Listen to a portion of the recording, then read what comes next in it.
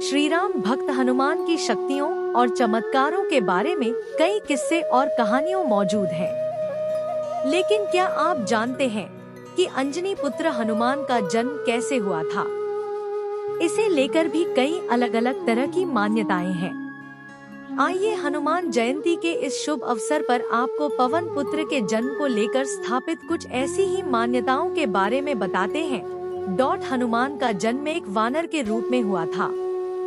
इनकी मां अंजनी एक अप्सरा थी, जिन्होंने एक श्राप की वजह से पृथ्वी पर वानर के रूप में जन्म लिया था। हालांकि उन्हें ये वरदान भी था कि एक पुत्र को जन्म देने के बाद वह इस श्राप से मुक्त हो जाएंगी। वाल्मीकि की रामायण के मुताबिक हनुमान के पिता केसरी बृहस्पति पुत्र थे, जो स्वयं राम की सेना के साथ मिलकर रावण के खिलाफ लड़े थे। अंजना और केसरी ने पुत्र प्राप्ति के लिए भगवान शिव की उपासना की थी। इनकी तपस्या से प्रसन्न होकर भगवान शिव ने ही इन्हें पुत्र का वरदान दिया था।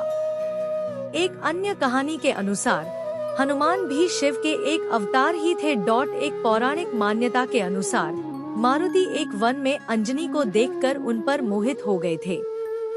अंजनी गर्भवती हो गईं और इस तरह पवन पुत्र हनुमान का जन्म हुआ।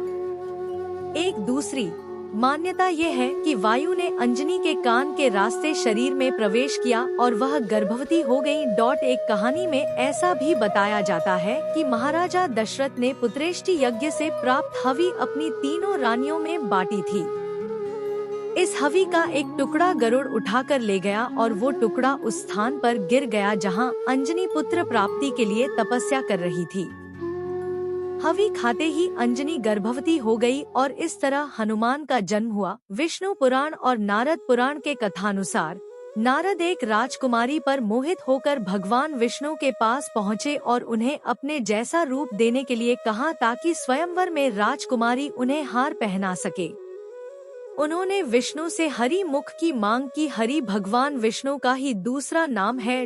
हालांकि विष्णु जी ने नारद को एक वानर का चेहरा दे दिया, जिसे देखे बगैर नारद स्वयंवर में पहुंच गए। स्वयंवर में एक वानर को देख पूरे दरबार में हंसी के ठहाके लगने लगे। नारद ये बर्दाश्त नहीं कर पाए और उन्होंने विष्णु का श्राप दिया कि एक दिन विष्णु एक वानर पर निर्भर होंगे। हालांकि बाद में विष्णु जी ने नारद से कहा कि उन्होंने जो कुछ किया उनकी भलाई के लिए ही किया।